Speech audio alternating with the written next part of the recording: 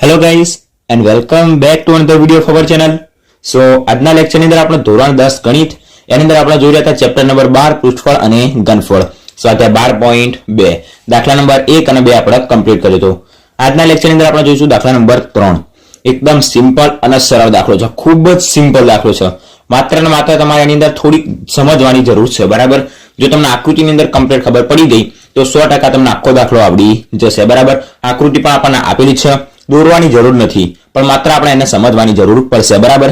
સો વિડીયોને 100% કહું છું, અંત સુધી ધ્યાનપૂર્વક જોજો. તમે આજના વિડીયોને જો 100% ધ્યાનપૂર્વક અંત સુધી જોયો તો તમને આખો દાખલો કમ્પ્લીટ આવડી જશે, એ મારી ગેરંટી છે. એક્ઝામ માટે પણ મોસ્ટ ઇમ્પોર્ટન્ટ દાખલો છે, બરાબર. સો વિડીયોના અંત સુધી જોજો. આકૃતિ સમજી ગયા તો દાખલો આવડી જશે. એટલો સિમ્પલ અને સરળ દાખલો છે, બરાબર. સો વિડીયોમાં અંત સુધી બને રહેજો. વિડીયોને લાઈક અને શેર જરૂરથી કરજો, અને જો ચેનલ પર નવા હોય તો ચેનલને સબસ્ક્રાઇબ પણ જરૂરથી કરી દેજો. સો સ્ટાર્ટ કરીએ દાખલા નંબર 3. પહેલા નંબરની અંદર આપણે વાંચીએ એની ગુલાબજાંબુમાં તેના કદના 30% જેટલી ખાંડની ચાસણી છે. યાદ રાખવાનું, ગુલાબજાંબુમાં તેના કદના, કદ એટલે ઘનફળ, ફરીથી કહું, કદ એટલે ઘનફળ. તો ગુલાબજાંબુમાં તેના ઘનફળના 30% જેટલી ખાંડની ચાસણી છે. 30% શું આપ્યું છે? એનું ઘનફળ. એના ઘનફળના 30% જેટલી ખાંડની ચાસણી છે. ધારો કે ગુલાબજાંબુ એનું ઘનફળ 300 હોય, 300 મીટર ઘન હોય, 300 સેન્ટીમીટર ઘન જે હોય, 300 હોય, એના 30% કેટલા થશે? 300 ના 30% એટલે 90. તો 90 જેટલી શું હશે? એની અંદર ખાંડની ચાસણી છે. આપણને કદ એટલે શું થશે? કદ એટલે થશે ઘનફળ. આપણને આપી શકે ગુલાબજાંબુમાં તેના કદના 30% જેટલી ખાંડની ચાસણી છે, મતલબ તેના ઘનફળના 30% જેટલી ખાંડની ચાસણી છે. દરેક ગુલાબજાંબુનો આકાર નળાકારના બંને છેડે અર્ધગોળક લગાવ્યા હોય તેવો છે. તેની કુલ લંબાઈ આપણને આપી છે, એટલે કે ગુલાબજાંબુ એની કુલ લંબાઈ 5 સેન્ટીમીટર, વ્યાસ આપણને આપી છે 2.8 સેન્ટીમીટર. આવા 45 ગુલાબજાંબુમાં આશરે કેટલી ખાંડની ચાસણી છે તે શોધો, બરાબર. તો સૌપ્રથમ આપણે શું કરીએ? આખો દાખલો મોઢે સમજી લઈએ. પહેલા નંબરની અંદર આપણને શું આપેલું? ગુલાબજાંબુમાં તેના કદના, મતલબ તેના ઘનફળના 30% જેટલી ખાંડની ચાસણી છે, બરાબર. હવે આગળ જે આપેલું છે આપણે એ જોઈએ. આપણે એની કુલ લંબાઈ આપેલી છે 5 સેન્ટીમીટર, 2.8 સેન્ટીમીટર એનો વ્યાસ આપેલું છે. તો સૌપ્રથમ શું કરીએ? આમાં 45 ગુલાબજાંબુ છે, એના આપણે કદના 30% આપ્યા છે. તો પહેલા નંબરમાં શું કરીએ? આખું એનું ઘનફળ શોધી દઈએ. તો સૌપ્રથમ શું કરીશું? એક ગુલાબજાંબુનું ઘનફળ શોધીશું. એના માટે આપણને શું આપેલું છે? એક એનો આકાર આપેલો છે કે નળાકારના બંને છેડે શું આપેલું છે? એક નળાકાર હોય અને નળાકારના બંને છેડે અર્ધવર્તુળ હોય, એટલે કે અર્ધગોળાકાર હોય. એવો શું છે? એનો આકાર છે, કમ્પ્લીટ. તો આ એક થશે અર્ધગોળાકાર, આ બીજો થશે અર્ધગોળાકાર, અને વચ્ચે શું થશે? નળાકાર થશે. આપણે એની આખી લંબાઈ આપેલી છે 5 સેન્ટીમીટર. અહીંયાથી આપણે જોઈ શકીએ. આપણને વ્યાસ કેટલો આપેલ છે? આ થશે 5. વ્યાસ આપણને આપેલ છે 2.8 સેન્ટીમીટર. 2.8 જો વ્યાસ હોય તો એની ત્રિજ્યા કેટલી થાય? 2.8 ભાગ્યા 2, મતલબ કેટલી થશે? 1.4. તો આટલો ભાગ આપણને કેટલો મળશે? 1.4 મળશે.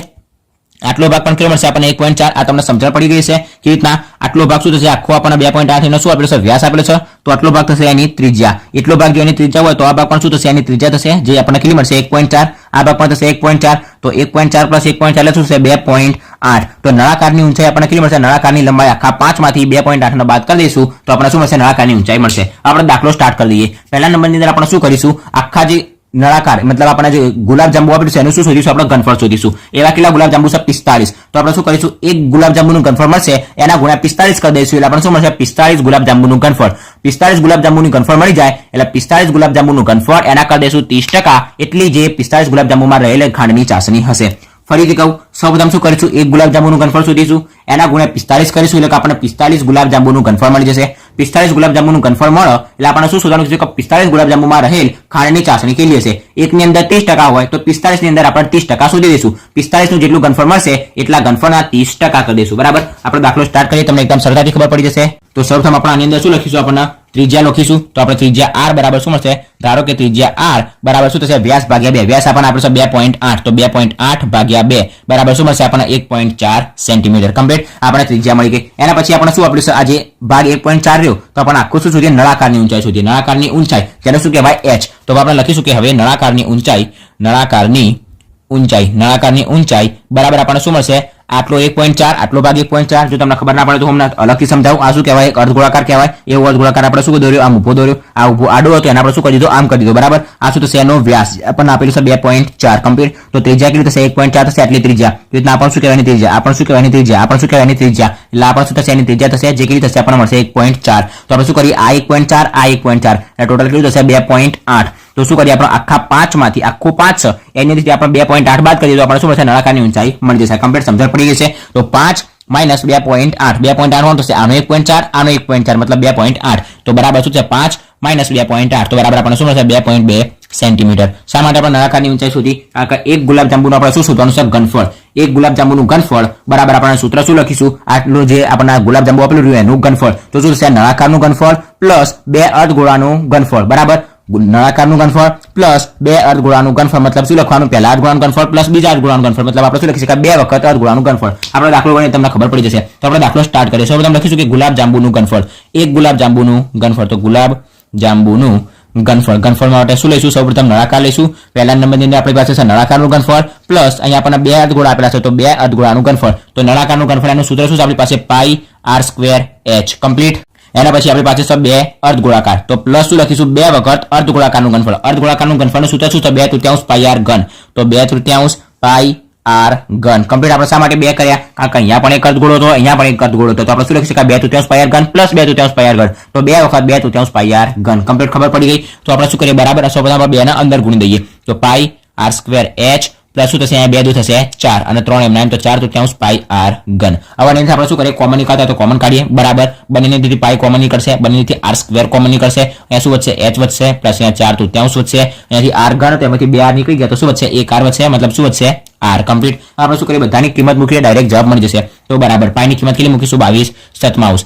અહીંયા ગુણ્યા આપણને r કેવો મળે? ઉપરથી 1.4 કે જેને આપણે શું લખી શકાય? 14/10 લખી શકાય. તો આપણે લખીશું 1.4 ગુણ્યા લખીશું 1.4. તમારે 1.4 ના લખવું હોય તો આપણે શું લખી શકાય? અને 14/10. આપણે ઓલરેડી આગળ શીખવાડ્યું છે કે કેવી રીતના લખવાનું. તો 1.4 એની જગ્યાએ શું લખી શકાય? 14/10. તો અહીંયા શું આપણે h કિલો આપણી પાસે અહીંયા 2.2 તો 2.2 પછી પ્લસ 4/3 એમના એમ 4/3 r કિલો આપણી પાસે 1.4. કમ્પ્લીટ. આપણે શું કરીએ? બરાબર. આથી કેન્સલ થશે 7 ગુણ્યા 2 એટલે શું થશે? આપણને 14 મળશે. એટલે અહીંયા શું થશે? 2 ની જગ્યાએ 7 કેન્સલ થશે તો આપણે 2 ની જગ્યાએ શું મળશે? 0.2. તો 2 ની જગ્યાએ આપણે લખીશું 0.2. કમ્પ્લીટ. તો અહીંયા આપણે શું કરીએ? આ 22 ગુણ્યા 0.2 શું છે? 22 + 44 અને આપણે 1 પોઈન્ટ કાપીશું એટલે 44 માં શું મળશે? 4.4 ગુણ્યા 1.4 એમના એમ. કમ્પ્લીટ. તો અહીંયા શું થશે? 2 પોઈન્ટ એમ અંદરના એમના એમ પ્લસ અહીંયા શું થશે? 1.4 એટલે 14 જોડે ગુણાશે તો 14 ચોક થશે 56. 56 ને 1 પોઈન્ટ કાપીશું એટલે 5.6 બરાબર. તમને ગુણાકાર આવડવો જોઈએ. હવે તો આ નીચે આવશે 3 એમના એમ. હવે 3 ને શું લઈએ? આપણે લસા લઈએ. તો 3 લસા લઈશું તો 2.2 જોડે ગુણાશે તો 22 તરી થશે 66. એમાંથી 1 પોઈન્ટ કાપીશું તો શું થશે? 6.6. તો 4.4 ગુણ્યા 1.4 અહીંયા શું થશે? 6.6. 3 આના જોડે ગુણાશે એટલે 5.6 એમના એમ. નીચે આપણે 3 શું આવશે? લસા. કમ્પ્લીટ. આપણે શું કરીએ? બંનેનો સરવાળો કરીએ.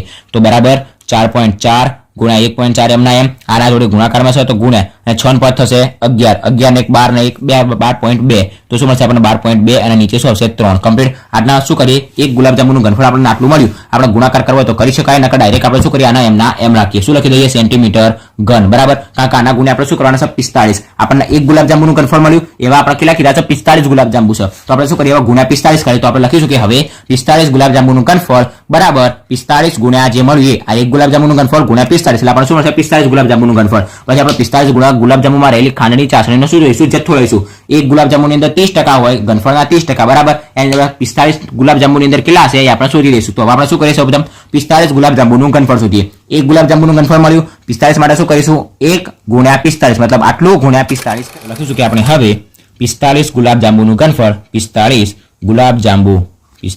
ગુલાબજાંબુનું ઘનફળ બરાબર આપણને શું મળશે? 45 ગુણ્યા આપણને એક ગુલાબજાંબુનું ઘનફળ કેટલું મળ્યું હતું આગળ? 4.4 ગુણ્યા 1.4 અને ગુણ્યા શું મળ્યું આપણને? 12.2 ભાગ્યા 3. કમ્પ્લીટ. એટલે સુધી આપણે શું કરીએ? આનો ગુણાકાર કરીએ. તો સૌપ્રથમ શું કરીશું? અહીંયાથી 15 કરી 45 તો 15 ગુણ્યા 3 તો 3 કેન્સલ થઈ જશે. તો આપણી પાસે શું વધશે? 15 4.4 1.4 અને 12.2. આપણે હાલ 4 ના હજી પણ એમને એમ રાખીએ તો 15 ગુણ્યા 4.4 ગુણ્યા 1.4 અને ગુણ્યા આપણને શું મળશે? 12.2. આ કેટલાનું ઘનફળ મળ્યું? 45 ગુલાબજાંબુનું ઘનફળ મળ્યું આટલા સેન્ટીમીટર ઘન. કમ્પ્લીટ. આપણે આનો જો ગુણાકાર કરવો હોય તો આપણે કરી શકાય એવું કંઈ જ નહીં બરાબર. પણ હજી આપણે શું કરવાનું? આગળ આના પછી ગુણાકાર કરવાનું છે બરાબર. તો આપણે શું કર્યું? આના એમના એમ રાખ્યું. આપણને 45 ગુલાબજાંબુનું ઘનફળ મળી ગયું. કેટલું મળ્યું? આટલું. એક ગુલાબજાંબુનું ઘનફળના 30% જેટલી ખાંડની ચાસણી હોય તો 45 ગુલાબજાંબુની અંદર શું છે? 45 જે ગુલાબજાંબુ રહે એના ઘનફળના 30% જેટલી. એક ગુલાબજાંબુમાં 30%ની તો 45 ગુલાબજાંબુમાં પણ એમની શું છે? 30%ની ચાસણી છે એના ઘનફળના 30% જેટલી. તો 45 ગુલાબજાંબુનું ઘનફળ એના 30% જેટલી કેટલી છે? આના 30% જેટલી ચાસણી છે.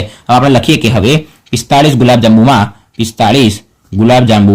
રહેલી ચાસણીનો જથ્થો બરાબર. આપણે સૌપ્રથમ તો શું લખીશું કે 45 ગુલાબજાંબુના ઘનફળના 30%. ઘનફળ એટલે શું કહેવાય? કદ. આપણને કદ આપેલું છે તો આપણે શું લખીશું કે 45 ગુલાબજાંબુના ઘનફળના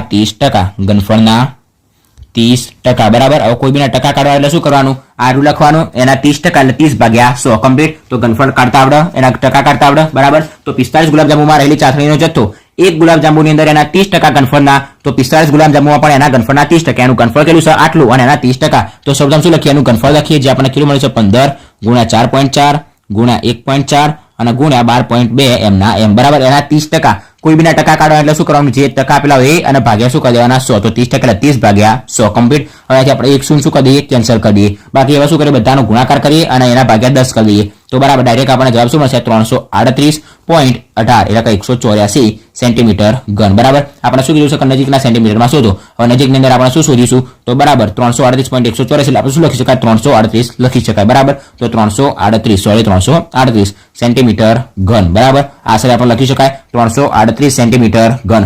45 ગુલાબજાંબુમાં રહેલી ખાંડની ચાસણીનો જથ્થો. આપણે સૌપ્રથમ શું કરીએ? ફરીથી આને એક વખત રિવાઇઝ કરી દઈએ. તો પહેલા નંબરની અંદર આપણે શું કર્યું હતું? એક આપણને આકાર આપે તો ગુલાબજાંબુ કે જેનો આકાર કેવો? તો નળાકારની બંને બાજુ અર્ધવર્તુળ હોય એવો. બરાબર. તો સૌપ્રથમ આપણને શું કીધેલું હતું? કે જે ગુલાબજાંબુ રહ્યું એને ગુલાબજાંબુમાં તેના કદના 30% જેટલી ખાંડની ચાસણી હતી. તો એવા 45 ગુલાબજાંબુમાં રહેલી ખાંડની ચાસણી શોધો. બરાબર. તો આપણે સૌપ્રથમ શું કર્યું? એક ગુલાબજાંબુનું ઘનફળ શોધ્યું. એક ગુલાબજાંબુનું ઘનફળ શું છે? નળાકારનું ઘનફળ પ્લસ 2 વખત અર્ધગોળાકારનું ઘનફળ. બરાબર. તો આપણે એક ગુલાબજાંબુનું ઘનફળ આટલું મળી ગયું. આપણે આનો ગુણાકાર કે ભાગાકાર કરવો તો આપણે ડાયરેક્ટ કરી શકાય. તો આપણે ઓલરેડી આનો શું કહેવાય? આના પછી આપણે શું કરવાનું હતું? ગુણાકારને ભાગાકાર કરવાનો તો આપણે આના એમના એમ રાખ્યું. એના પછી આપણે શું કર્યું? એક ગુલાબજાંબુનું ઘનફળ મળી ગયું, એના ગુણે 45 કરી દીધા. આપણે શું મળ્યું? 45 ગુલાબજાંબુનું ઘનફળ મળ્યું. આ 45 ગુલાબજાંબુમાં રહેલી ચાસણી જે રહી એનો આપણે જથ્થો શોધવાનો હતો. એક ગુલાબજાંબુમાં એના ઘનફળના 30% જેટલી ખાંડની ચાસણી હતી. તો 45 ગુલાબજાંબુનો ઘનફળના 30% જેટલી. તો 45 ગુલાબજાંબુનું ઘનફળ એના 30% એટલે 30/100 એટલે શું છે? એની અંદર ચાસણી. તો આપણે લખી દીધું કે 45 ગુલાબજાંબુમાં રહેલી ચાસણીનો જથ્થો બરાબર 338 સેન્ટીમીટર ઘન. બરાબર. તો આપણે શું કર્યું? દાખલા નંબર 3 આપણો કમ્પ્લીટ થઈ ગયો. બરાબર. જો તમે કમ્પ્લીટ દાખલામાં ધ્યાન આપ્યું છે તો હું તમને ગેરંટીથી કહું છું કે તમને દાખલો કમ્પ્લીટ ખબર પડી ગઈ. તમને દાખલા નંબર 3 ની અંદર કમ્પ્લીટ ખબર પડી હશે. જો વિડીયોમાં કોઈ પણ પ્રકારનો ડાઉટ હોય તો કમેન્ટ બોક્સમાં જણાવજો. અને જો ઓછી ખબર પડે તો હું ફરીથી કહું છું કે વિડીયોને રિપીટ કરી દો, એક વખત રિવાઇઝ કરી દો, તમને કમ્પ્લીટ ખબર પડી જશે. ધ્યાનથી જોજો, હું ગેરંટીથી કહું છું તમને દાખલામાં કમ્પ્લીટ ખબર પડી જશે. અને જો તમને આજનો વિડીયો ગમ્યો હોય તો વિડીયોને લાઈક અને શેર જરૂરથી કરજો. અને જો ચેનલ પર નવા હોય તો ચેનલને સબસ્ક્રાઇબ જરૂરથી કરજો. Thanks for watching guys.